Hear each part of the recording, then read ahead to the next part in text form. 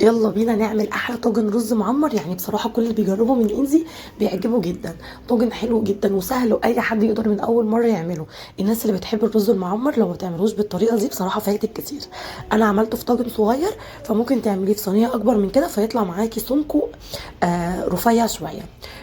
شايفين؟ بس هو مش عشان سمكه تخين، هو معجن خالص، هو مش معجن، ورزايه برزيتها. ومن اعظم يعني الطواجن اللي هتعمليها، والرز يبقى مفلفل فيها كده، وريحه السمنه البلدي فيها تحفه. يلا نسمي الله ونبدا بالطريقه. انا معايا كوبايتين ونص من الرز، هعمل بيهم الطاجن بتاعي دوت او اي صينيه اكبر من كده. نزلت عليهم كده ب3 معالق كبار من السمنه، ويفضل يعني السمنه تكون بلدي او اي نوع زبده بتفضليه.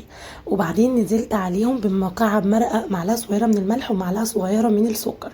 هو بس الفيديو فصل مني هنا، بس انا مش بضيف اضافات تانية خالص. الرز بتاعي بيبقى ابيض كده، ومش بحب اضيف له فلفل اسود خالص. انا كنت غاليه لتر من اللبن وضفت عليه نص كوبايه بس من الميه، واول ما غلي بحطه على طول وهو سخن كده بالشكل اللي انتوا شايفينه ده. بقي عندي بس مكعب كده كبير من الزبده البلدي دي، نزلت عليه بربع كوبايه من اللبن، وهنزل عليها بكوبايه صغيره من الزبادي. اي زبادي نوع عندك، علب زبادي بلدي، هيديكي وش ولون حلو قوي. بدوبهم في بعض، واللبن عشان سخن فهيدوب الزبده معايا بالشكل اللي انتوا شايفينه ده.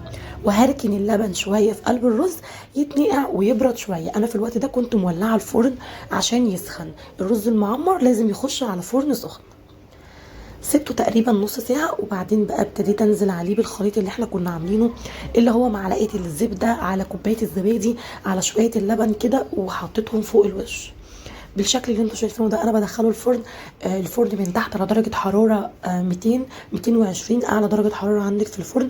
بياخد معايا ساعه. بعد نص ساعه اول ما ببتدي الاقيه بيبقبق كده، بوطي عليه النار بس مش كتير، بخليها بس 160 او 180 على حسب الفرن عندك، تبقى درجه الحراره متوسطه. بياخد معايا اللون دوت، مش محتاجه اولع الشوايه. لو ما اخدش معاكي اللون الحلو ده ممكن تولعي عليه الشوايه في اخر 3 4 دقايق. شايفين بقى؟ انا هوريكي مستوي ومفلفل من جوه وحلو جدا.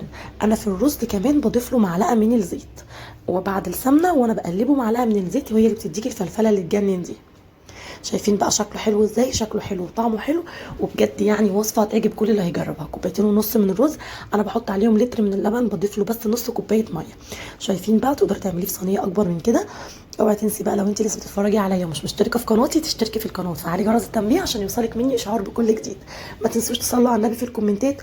ويا رب الفيديو يكون عجبكم، واشوفكم ان شاء الله على خير في فيديو جديد، وباي باي.